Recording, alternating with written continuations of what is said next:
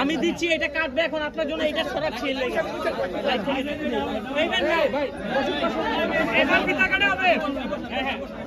এটা আমি ইয়ে করে সবাই কাটবে কাটবে ওয়েলকাম টু মেডা